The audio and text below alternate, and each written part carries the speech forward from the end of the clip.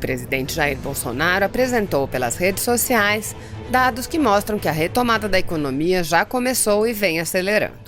Ontem, o presidente disse: o mercado de capitais brasileiro registrou captação em 2019 de 450,7 bilhões de reais junto ao investidor, recorde no setor, alta de 62% em relação a 2018. Fonte: primeiro boletim de mercado de 2020 pela Comissão de Valores Mobiliários. Mais empregos a caminho. Nesta manhã, o presidente comemorou o aumento de novos empreendimentos. Bolsonaro disse: novos empreendimentos aumentaram 25,5% em novembro de 2019 em relação ao mesmo mês de 2018. 257.697 aberturas. De janeiro a novembro, alta de 23,3%.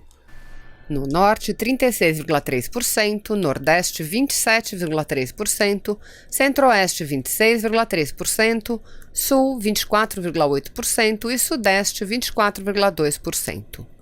O presidente também apontou que a transferência de recursos da União para estados e municípios deve levar a um aumento significativo do investimento. Bolsonaro disse: no final de 2019, realizamos a maior transferência voluntária de recursos para os estados e municípios já feita pela União na história. Quase 12 bilhões de reais, oriundos do direito de exploração do excedente da cessão onerosa, foram repassados. Os potenciais efeitos da transferência desses recursos incluem, entre outras vantagens, aumento significativo de investimentos, média de 10% para os estados e 14% para municípios. Em visita aos estúdios da TV Band, o presidente Jair Bolsonaro voltou a falar sobre a importância da imprensa transmitir a verdade. Em seu discurso, Bolsonaro disse: nós temos tudo para sermos uma grande nação, falta muito pouco para nós chegarmos lá. E esse caminho passa pela imprensa, passa pela verdade acima de tudo. Passa por focar temas que, ao chegar o fim do dia, fique algo de útil e não fique um chorume, um grande vazio. Nas redes sociais, Bolsonaro postou fotografias com Luiz Ernesto Lacombe e Milton Neves. 10 para ele na questão da economia e pode me dar 7 na política. A média está 8,5, estamos indo bem, graças a Deus. Ontem estive por alguns longos minutos com o Rodrigo Maia, da Câmara. Conversamos mais um pouco sobre a reforma tributária e administrativa que está para chegar. Ele, obviamente, como o presidente de um dos poderes, né, a Câmara, no caso, tem se mostrado mais do que simpático, né? Ele quer ser protagonista nessa questão. Então, essas medidas, com o apoio do Parlamento brasileiro, que dão mostras mais do que suficientes para dentro e fora do Brasil que nós estamos no caminho certo. Após as eleições de 2014, eu comecei a fazer a minha pré-campanha pelo Brasil e andando por alguns países pelo mundo. Naquela época, apenas um parlamentar, e senti na pele como não era bom ser recebido por alguns do segundo escalão, chefes de Estado de outros países, com o manto da desconfiança. E isso mudou, e muito, e por que não dizer de forma radical. Nós estamos recuperando a confiança no mundo. A palavra-chave é confiança, é respeito, é buscar fazer o melhor para o seu país, é botar o Brasil acima de tudo. E quando fala Brasil acima de tudo, nós temos um setor da sociedade que por um longo tempo ficou esquecido. É o setor das Forças Armadas, aqui presentes, inclusive com seus 3 respectivos comandantes de força. Um, por coincidência, da minha turma, o do Exército Brasileiro. As Forças Armadas são uma instituição que sempre estiveram à disposição do interesse do seu respectivo povo, obviamente. E em todos os momentos tem nos ajudado e muito para buscar a solução para o destino do nosso Brasil. Então, meu muito obrigado por essas Forças Armadas.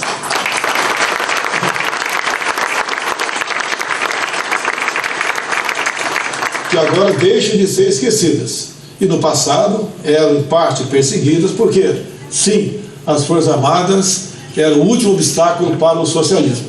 Vencemos essa etapa. Hoje em dia falamos, sim, com muito orgulho, democracia e liberdade. e respeito a todos os setores da sociedade. Assim sendo, meus senhores, complementando apenas o que o Paulo Scarpa falou, no tocante a números, a economia, tá? O Brasil não está dando certo, o Brasil já deu certo.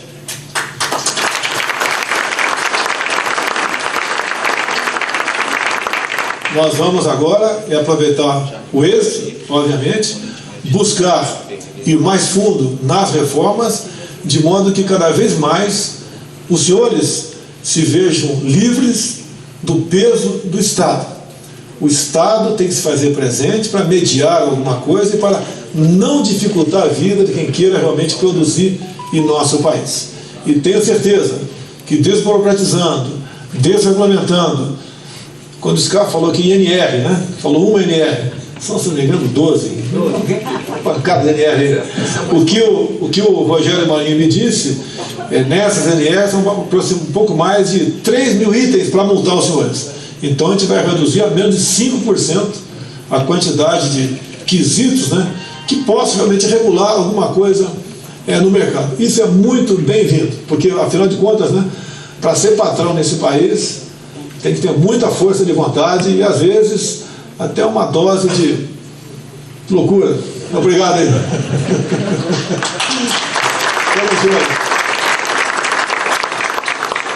Muito obrigado mais uma vez pela oportunidade, estou à disposição dos senhores. O que chegar ao nosso conhecimento, nós tomaremos a providência o mais rápido possível. Afinal de contas, hoje nós podemos dizer que temos, quem é parlamentar e quem já foi sabe, né, ministros que conversam entre si, que atendem os partidos políticos em grande parte, mas o mais importante, conversam entre si e estão realmente afinados com o interesse da nossa sociedade. Muito obrigado a todos os senhores. Uma sessão solene no Congresso Nacional inaugurou hoje o ano legislativo de 2020. A sessão acabou agora há pouco e a repórter Mariane Jungmann acompanhou tudo por lá e tem mais informações ao vivo pra gente. Boa tarde, Mariana.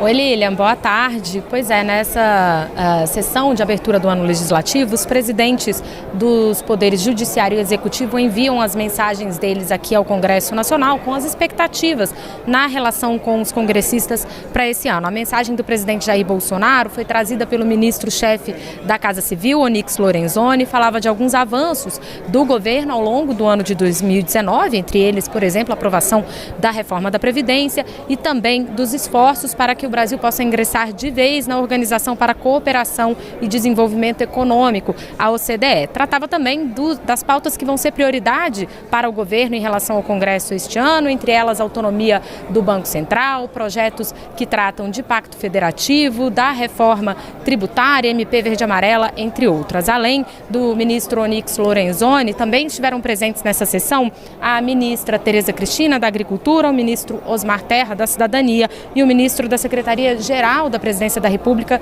Jorge Duarte. Lilian, é com você. Obrigada pelas informações, Mariana. E o assunto agora é a chuva, que ainda atinge os estados do Sudeste. A Agência Nacional de Mineração estendeu mais uma vez o estado de alerta para as barragens em Minas Gerais. Os detalhes com o repórter Tiago Pimenta. Muita chuva em Minas Gerais e, pela previsão, ainda deve chover de forma intensa, principalmente na região metropolitana de Belo Horizonte e no sudeste do estado. Por conta dessa previsão, a Agência Nacional de Mineração estendeu também o estado de alerta para as empresas que detêm barragens no estado. O novo prazo vai até o dia 10 de fevereiro, especialmente durante esse período, o monitoramento das condições e da conservação dessas barragens deve ser diário. No caso de qualquer anormalidade, o Plano de Ação de Emergência de Barragens precisa ser acionado. A Secretaria Nacional de Proteção e Defesa Civil reconheceu a situação de emergência em 95 municípios do estado, entre eles Caratinga, Governador Valadares, Ouro Preto, Sete Lagoas e Viçosa. A gente esclarece que no estado de emergência existe a possibilidade de obtenção de recursos federais e estaduais de forma mais rápida. Do Rio de Janeiro, Tiago Pimenta para o Governo Agora. E atenção, o Ministério do Desenvolvimento Regional reconheceu a situação de emergência em mais 95 municípios de Minas Gerais e em 8 cidades do Rio de Janeiro por conta das fortes chuvas que atingiram os estados. Agora são 196 os municípios mineiros com esse status. E agora a gente fala de educação. Termina hoje o prazo para a matrícula dos aprovados no SISU. Vamos até São Paulo. Raquel Setes tem esses e outros assuntos sobre educação aí para falar com a gente. Bom dia, Raquel. Bom dia, Renata. Bom dia a todos. E é isso mesmo, os estudantes que foram aprovados pelo SISU e ainda não fizeram matrícula têm que correr, porque o prazo acaba hoje.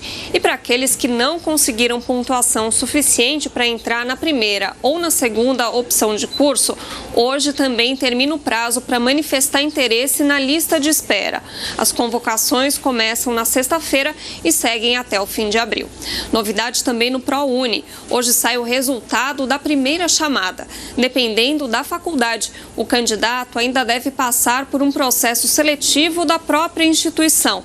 Foram mais de 1,5 milhão de inscritos no ProUni, concorrendo a mais de 250 mil bolsas, quase metade delas integrais. E amanhã começam as inscrições para o FIES e o PFIES. Elas seguem até o dia 12 de fevereiro e a divulgação dos resultados é no dia 26 de fevereiro. Se você apoia Jair Bolsonaro, curta este vídeo. Manifeste a sua opinião e compartilhe para que a vontade do povo brasileiro seja conhecida. Inscreva-se no canal para ter acesso gratuito ao nosso conteúdo.